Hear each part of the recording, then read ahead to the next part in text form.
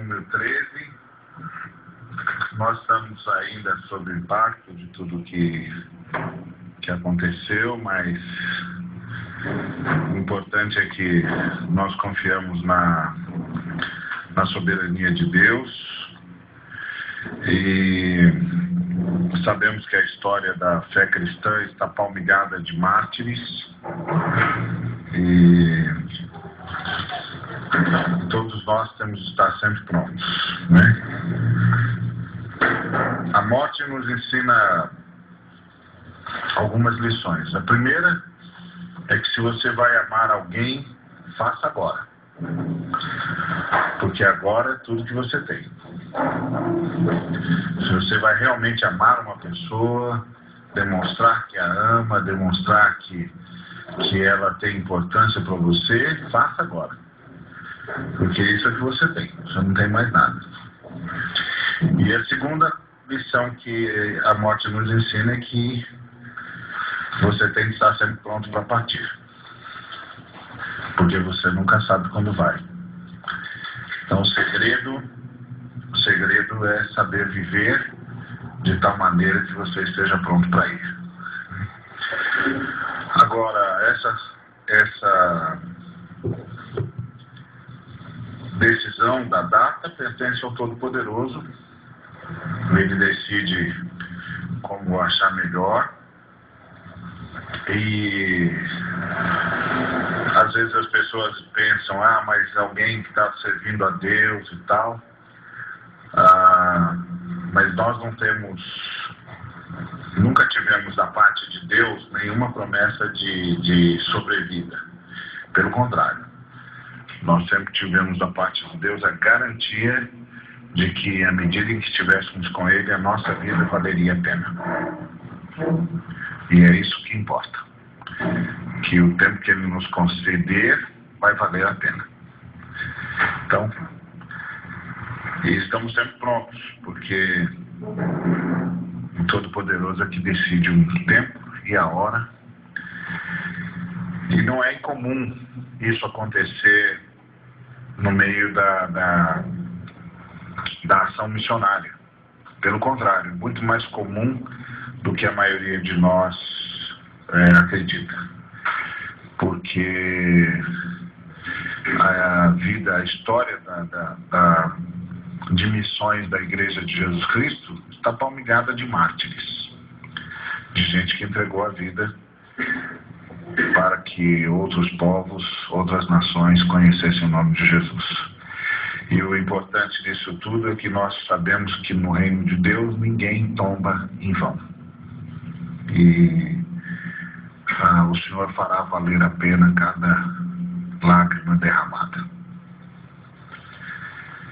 Essa é a nossa certeza, nossa confiança, e vamos continuar. Tem um teólogo que diz que quando a gente está diante da morte, a gente não deve perguntar por que eles foram, mas sempre perguntar por que é que nós ficamos. O Senhor nos deixou aqui, qual é o teu propósito? E aí nós temos de continuar da onde os irmãos pararam, até que toque a nossa trombeta também. E eu realmente sou muito grato a Deus pela reação da comunidade. A comunidade reagiu como filhos de Deus, gente que tem consciência de que a vida está nas mãos do Altíssimo. E isso eu passei a tarde toda agradecendo a Deus por isso. Porque John Wesley dizia uma coisa sobre os cristãos. Ele dizia: os cristãos são um povo que sabe viver e que sabe morrer. E isso é verdade. E hoje a nossa comunidade, nesses dias, demonstrou isso. Que entendeu que nós cristãos somos um povo que sabe viver e que sabe partir também.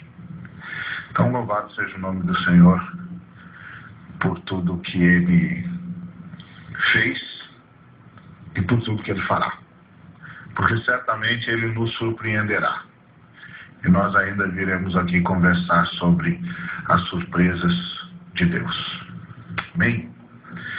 Hoje o nosso salmo é o salmo de número 13, e vamos ler então. É um salmo que provavelmente foi escrito na época em que Absalão perseguia Davi. E alguns analistas, inclusive, que acham que Davi, por causa, em meio à perseguição do seu filho, contraiu uma enfermidade. Daí a forma como ele constrói o salmo. Vamos ler. Até quando, Senhor, esquecer-te-ás de mim para sempre? Até quando ocultarás de mim o rosto?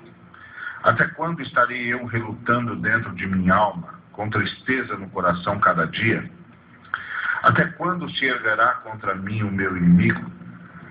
Atenta para mim, responde-me, Senhor, Deus meu. Ilumina-me os olhos, para que eu não durma o sono da morte. Para que não diga o meu inimigo, prevaleci contra ele. E não se regozijem os meus adversários, vindo eu a vacilar. No tocante a mim, confio na tua graça. Regozije-se o meu coração na tua salvação. Cantarei ao Senhor, porquanto me tem feito muito bem. Vamos orar? Pai querido, obrigado, Senhor, por essa noite, obrigado por tua palavra. E mais uma vez, rogamos que o Espírito Santo seja um ministrador, Pai. Em nome de Cristo Jesus. Amém. Bom, como eu disse para os irmãos, a suspeita de que o Davi, quando escreveu esse salmo, estava sob perseguição do seu filho Absalão. Vocês sabem a história. Absalão provocou uma sublevação em Israel e destronou seu pai, né? Assumiu o reino, e o pai passou a ser errante, fugitivo, e Absalão fez uma perseguição implacável a Davi. Implacável. Na verdade, Davi não sucumbiu por mérito e graça de Deus, porque o Absalão tinha o reino na mão. E o Davi estava em débito com a nação, estava em débito com o povo, tinha entregue um dos seus melhores generais à morte. A coisa estava feia. Você deve lembrar que quando você vai ler sobre os gigantes de Davi, os valentes de Davi, Urias, o heteu, é um deles. Então Urias, o heteu, era um herói em Israel. Quando o Davi entregou o seu homem de confiança, um general, tido como um dos seus valentes, a morte, você pode imaginar o que isso deve ter causado em todo Israel. Quer dizer, camarada fiel ao rei, um dos seus valentes, um dos seus heróis, e o rei o manda para morrer. É um negócio complicadíssimo. Então Absalão tinha tudo isso a seu favor, enquanto que Davi, por sua vez, tinha tudo isso contra ele. Então Absalão tinha um reino na mão. Só não destruiu de vez o pai, porque Deus não quis. Deus estabeleceu que não seria assim. De outra sorte, Davi não teria resistido. Então esse salmo provavelmente foi escrito nesse período, quando Davi está sob perseguição. E esse salmo, ele é interessante. Como eu já disse para os irmãos, o louvor dos salmos é um louvor de homens, não é louvor de anjos. Isso é muito interessante, porque o louvor